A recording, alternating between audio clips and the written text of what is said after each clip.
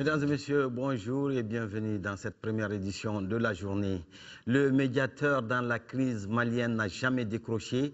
D'ailleurs, dans les jours à venir, il va redoubler d'efforts sur la base de l'analyse que les autorités maliennes feront de la résolution 2085 du Conseil de paix et de sécurité de l'ONU. C'est ce qu'a déclaré hier le Premier ministre Diango Sissoko lors de l'audience qu'il a eue avec le président burkinabé Blaise Compaoré. Diango Sissoko était porteur du message du président Dioncounda Traoré à son homologue burkinabé. Envoyés spéciaux à Ouagadougou, Aboubakar Traoré et Amadou Sangari. C'est le ministre burkinabé des Affaires étrangères et de la coopération régionale, Djibril Bassolé, qui a accueilli le Premier ministre Diango Sissoko à son arrivée à l'aéroport international de Ouagadougou. Après l'aéroport, direction le palais présidentiel, où le Premier ministre a été reçu par le président Blaise Compaoré. Dans ses bagages, un message du président Dioncounda Traoré à son homologue burkinabé.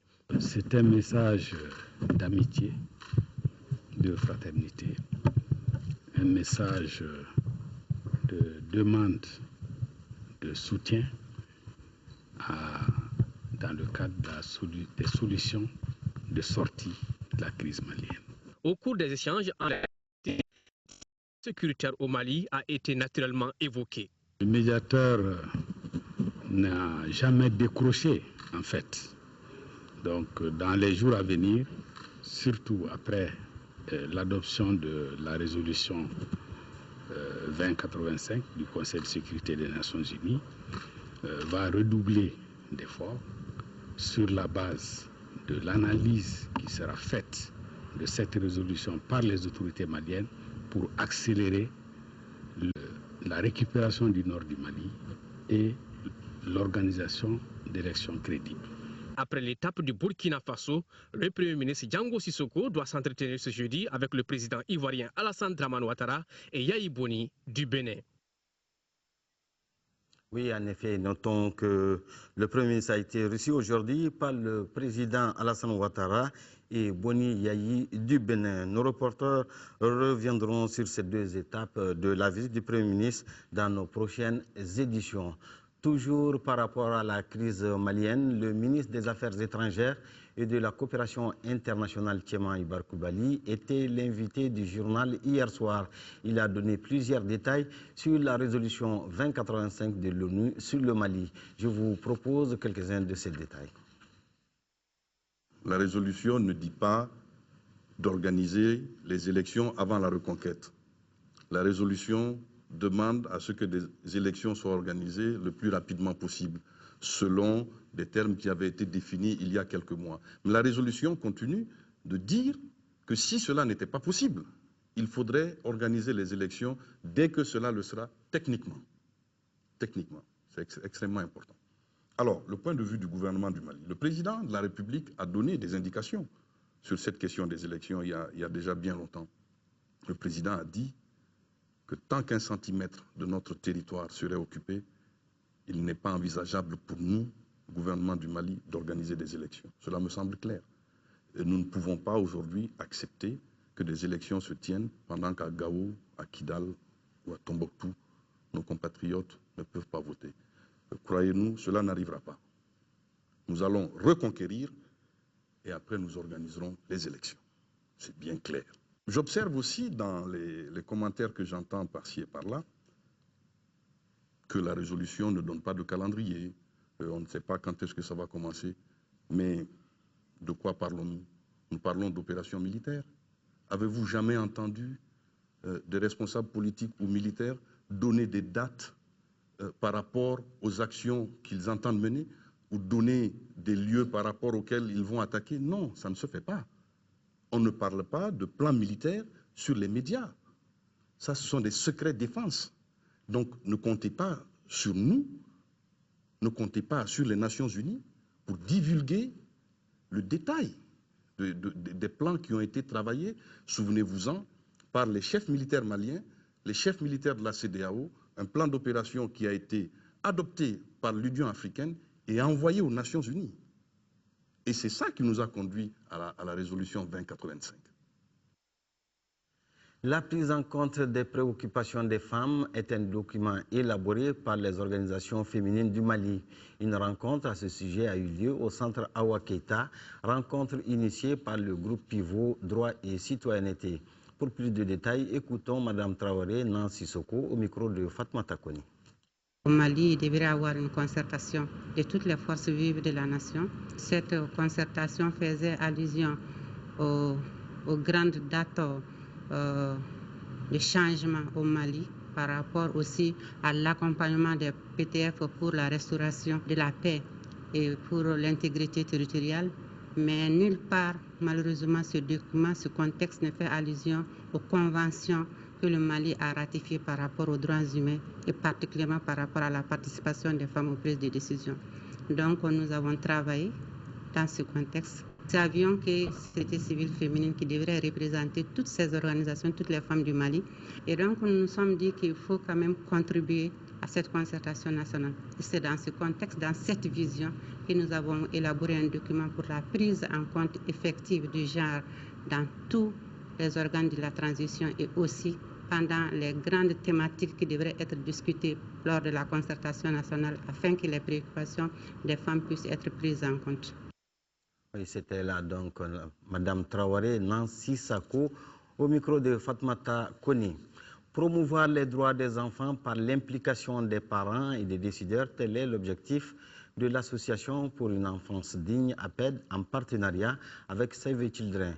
L'association a organisé une séance de plaidoyer à travers jeux et concours et projections de films sur les violences faites aux enfants. C'était mardi dernier dans la salle de spectacle Lamissa Bengali en présence de nombreux parents et responsables des structures chargées de la protection des droits de l'enfant de Sikasso. Au reportage d'Aouda Diakité. Par l'organisation de cette activité, l'Association pour une enfance digne APED entend s'impliquer à fond dans la promotion des droits des enfants à travers l'information et la sensibilisation des parents et décideurs sur les violations dont sont victimes les enfants. Nous sommes dans un contexte qui est vraiment difficile pour tout le monde, mais c'est le lieu de rappeler les gens qu'on a déjà posé des jalons par rapport à la protection et la promotion de l'enfant et que nous devons continuer. La projection du film Toile d'araignée de Ibrahim Touré et les jeux concours sur des thématiques du mariage forcé, du non-respect des droits de l'enfant en milieu carcéral et autres abus ont permis au public de mieux cerner la pertinence de la question de la protection des droits fondamentaux des enfants. Nous avons mission et même mandat de faire prévaloir les droits des enfants partout où besoin s'impose. Voilà pourquoi on n'a pas beaucoup hésité pour soutenir cette association. La cérémonie a pris fin par une remise de cadeaux aux gagnants du jeu concours. L'association des Amis d'Angers a offert des kits scolaires à 60 enfants déplacés du Nord. La valeur des kits est estimée à 500 000 francs CFA. La cérémonie s'est déroulée à la maison du partenariat. Cette association est créée depuis 1994 avec à sa tête Bamori Koni. Elle a pour objectif de resserrer nos liens de solidarité. Le geste, selon les représentantes des maires du district de Bamako et de Gao, doit guider tous les Maliens, surtout en cette période de crise. L'association donc des Amis À présent, je vous invite à suivre l'essentiel de l'actualité dans une partie de l'Afrique avec pour commencer un incendie au Nigeria qui a fait plus de 30 blessés graves dû certainement à un dépôt de feux d'artifice. 30 personnes blessées dans un incendie à Lagos. Le feu a touché au moins 9 immeubles de Jankara, un quartier densément peuplé de la mégapole nigériane. D'après les autorités, l'incendie semble avoir débuté dans un entrepôt de stockage des feux d'artifice. Il a provoqué une forte explosion. Celle-ci a poussé certains habitants pris de panique à sauter par les fenêtres de leurs appartements.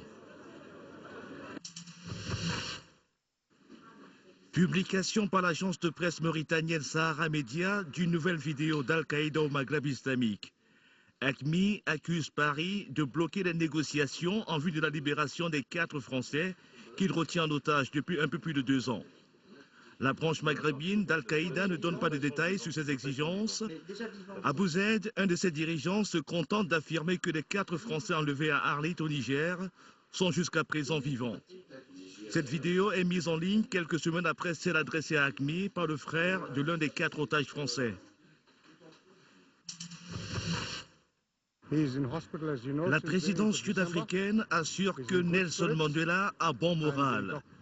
Le héros de la lutte anti-apartheid, hospitalisé depuis 2 semaines et demie à Pretoria, a reçu le jour de Noël son épouse, sa famille et le chef de l'État Jacob Zuma. D'après ces illustres visiteurs, les médecins sont satisfaits des progrès réalisés par Tata Madiba. De nombreux Sud-Africains continuent de souhaiter un prompt rétablissement à leur ancien président, aujourd'hui âgé de 94 ans. Sport, bilan année 2012, drame politico-sécuritaire et exploits individuels et collectifs. Le sport en Afrique a connu cette année des hauts et des bas, mais néanmoins reste debout. Suivez plutôt le bilan de l'année. Plus jamais ça dans un stade, 74 morts à Port Saïd en Égypte. Bilan des affrontements en février entre supporters du club local d'Al-Masri et ceux d'Al-Ali. J'ai un ami qui appartenait aux ultras et qui est mort. Ces violences ternissent dès le début de l'année l'image du ballon rond sur le continent. Une image sérieusement écornée ensuite par des rumeurs de magouilles à la tête de la Confédération africaine de football. Après plusieurs réunions et des pratiques douteuses, Issa Hayatou devient le seul candidat à la présidence de la CAF, poste que le Camerounais occupe déjà depuis un quart de siècle. Drame, corruption, mais aussi gestes de désespoir. Plusieurs sportifs africains font défection à Londres avant la fin des Jeux Olympiques. Parmi eux, de nombreux boxeurs camerounais, dont Blaise Yepmo Mendoa. Les Jeux Olympiques, c'était juste avoir un grand ticket pour montrer que nous sommes des sportifs de haut niveau. Maintenant, nous voulons passer professionnels. Mais il n'y a pas eu que des événements dramatiques en Afrique. En 2012, l'actualité sportive a aussi été marquée par des exploits. À noter le record du monde du 800 mètres battu par le Kenyan David Nekuta Rudisha en août aux Jeux Olympiques de Londres. Je savais que je pouvais battre le record du monde cette année. Mais réaliser cela ici, c'est spécial. Autre exploit, la participation d'Oscar Pistorius aux Jeux Olympiques de Londres. Le Sud-Africain de 26 ans devient le premier athlète amputé à concourir dans cette compétition réservée aux valides. À retenir aussi le ballon d'or africain décerné en décembre pour la 2e année consécutive à l'international ivoirien Yaya Touré, sociétaire de Manchester City. Au chapitre des exploits figure également la belle performance en février des Chipolopolo.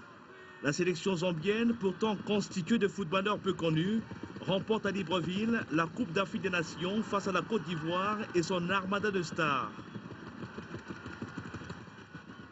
Enfin, le plus grand exploit en 2012 est réussi par le Cap-Vert qui s'est qualifié pour la prochaine CAN au détriment des Lions indomptables du Cameroun. La compétition qui se déroulera en Afrique du Sud s'annonce très serrée. Je pense qu'on peut avoir encore quelques surprises. Mais la scénario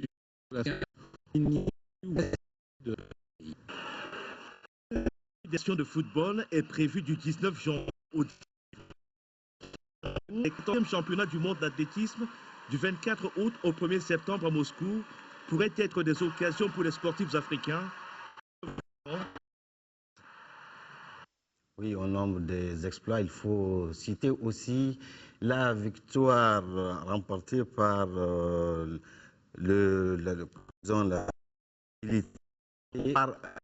C'est la fin de cette édition. Merci de votre aimable attention. Prochain rendez-vous d'info, 18h-20h avec Amara Malé Diallo.